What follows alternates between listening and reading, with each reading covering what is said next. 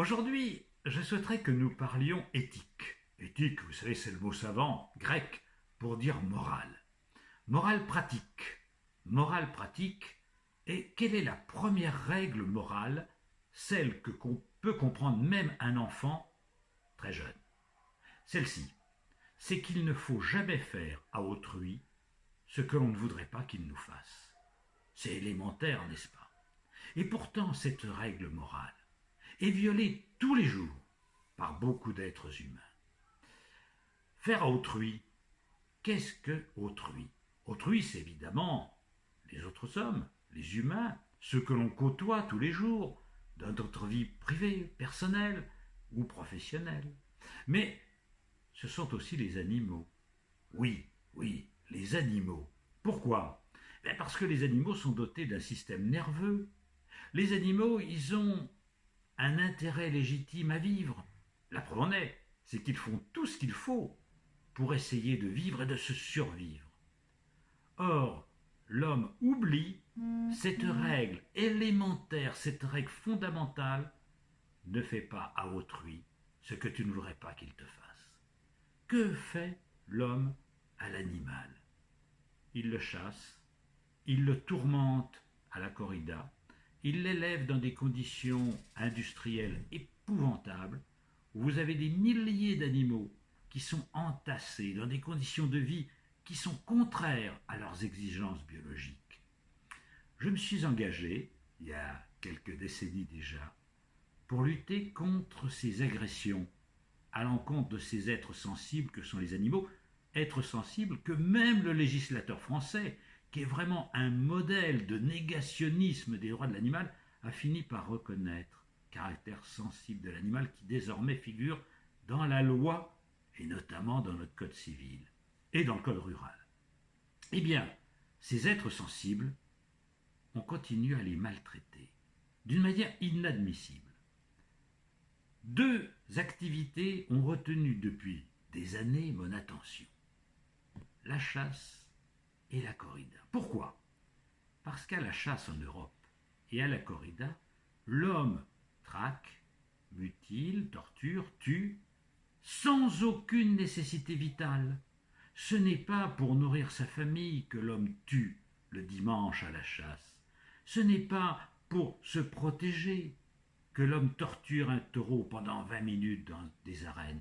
Non, c'est pour jouer, c'est pour s'amuser, c'est pour se distraire. C'est à titre récréationnel, c'est-à-dire que l'on fait du tourment et de la mort d'un être sensible une activité purement ludique. Et cette rencontre entre la souffrance et la mort d'un être et la jouissance d'un homme me paraît extrêmement inquiétante. Cette rencontre est manifestement contraire à l'éthique élémentaire. C'est pour ça que je ne dis pas qu'il faut restreindre la chasse, non, il faut l'abolir.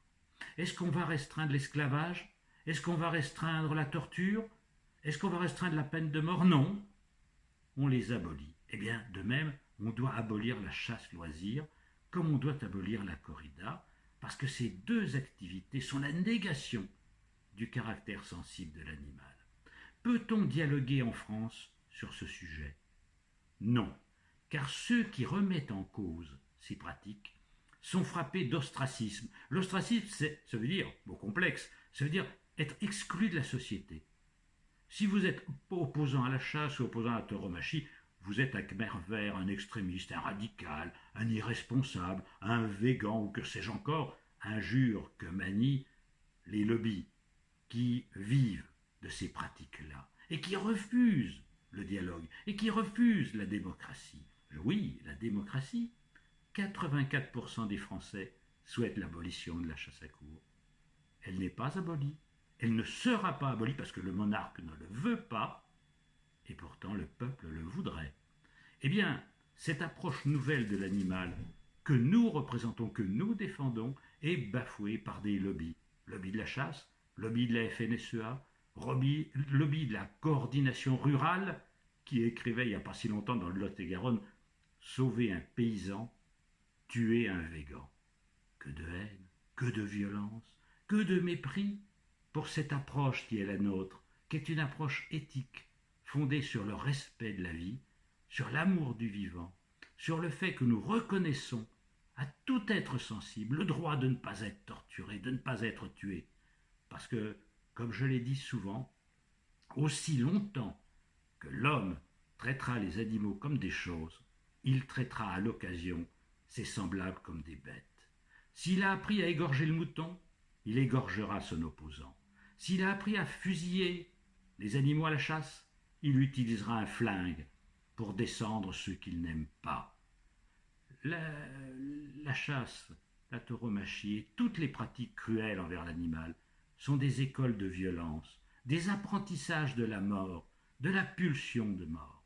Je voudrais que tout le monde en ait conscience et que dans la sérénité, sans haine, sans violence, sans agressivité inutile à l'encontre de qui que ce soit, nous exposions aux gens de notre temps qu'il faut faire la paix avec les autres êtres vivants, qu'il est grand temps de nous réconcilier avec la vie pour nous réconcilier avec nous-mêmes et pour devenir meilleurs et pour appliquer cet adage premier de toute morale: ne fais pas à autrui ce que tu ne voudrais pas qu'il te fasse.